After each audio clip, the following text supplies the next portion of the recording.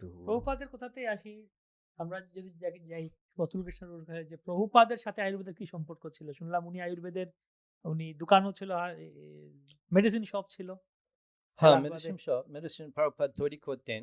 আ নিজে তৈরি করতেন ঔষধ ঔষধ। ঔষধ এবং হোলসেল বিক্রি করতেন।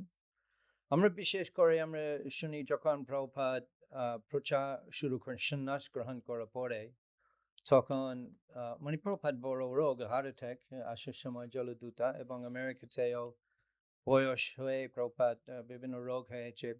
প্রভুপাদ শিষ্যদের বলেছেন, না আমাকে কখনো অ্যালোপ্যাথিক মেডিসিন দেবে না, আমাকে হসপিটাল নিয়ে যাবে না।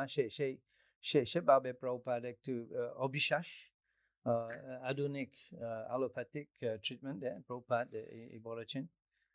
তবু মাঝে মাঝে প্রভুপাদকে নিয়ে যেতে হয়েছে হসপিটালে ট্রিটমেন্ট করার জন্য, সেটা এটা হয়েছে। অন্তিমকালে প্রভুপাদ লাস্ট বছর বৃন্দাবনে ছিলেন, তখন খুব অসুস্থ, এবং প্রভুপাদ ভক্তিচারু স্বামী নিত্যলীলা প্রবিষ্ট ছিল, ভক্তিচারু স্বামী মহারাজকে বলেছেন, তুমি গোপীনাথ বাজারে যাও এবং বানামালি কবিরাজ নিয়ে আসো, এবং ওনার ট্রিটমেন্ট আমি নিতে চাই। এবং ভক্তিচারু স্বামী মহারাজ উনি গিয়েছেন, বানামালি কবিরাজ ছিলেন, প্রভুপাদ দেখতে এসেছেন। তারপর বলছেন যে ঔষধ প্রভুপাদ খেতে হবে, এটা প্রতিদিন ফ্রেশ বানিয়ে খাওয়াইতে হবে প্রভুপাদ। এবং ভক্তিচারু স্বামী মহারাজ বলেছেন, ঠিক আছে আপনি থাকুন, আমাদের কৃষ্ণ বলরাম গেস্ট আছে, আপনি থাকুন, প্রতিদিন প্রভুপাদ চিকিৎসা করুন।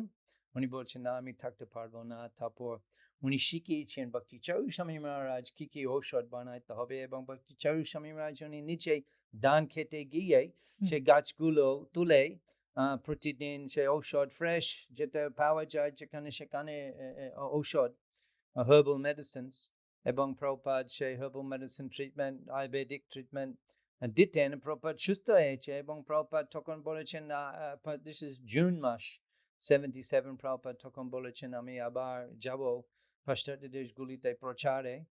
বড় প্ল্যান ছিল, বড় শিডিউল। প্রভুপাদ তখন লন্ডনে গিয়েছেন, তখন আবার অসুস্থ হয়েছে, এবং ভারতে ফিরে এসেছেন। তখন প্রভুপাদের শেষ লীলা বৃন্দাবনে শুরু হয়েছে। তবু অন্তিমকালে প্রভুপাদ কোনো অ্যালোপ্যাথিক ঔষধ ব্যবহার করেনি, উনি শুধু আয়ুর্বেদিক ঔষধ প্রভুপাদ খুব বিশ্বাস এবং নিজে ব্যবহার করতেন। এটা প্রভুপাদের পছন্দ, আয়ুর্বেদিক মেডিসিন। বাহ! মানে প্রভুপাদের কথা কাহিনীও শুনে নিলাম। প্রভুপাদের প্রয়াগ ফার্মেসি ছিল এলাহাবাদে। এখনো আছে সেই জায়গাটি, সেই বিল্ডিংটি। আমরা গেলে দেখি সেই বিল্ডিং আছে।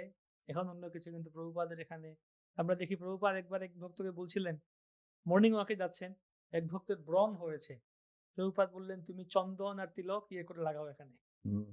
অনেক প্রভুপাদ অনেক এরকম টোটকাও বলতেন আয়ুর্বেদের।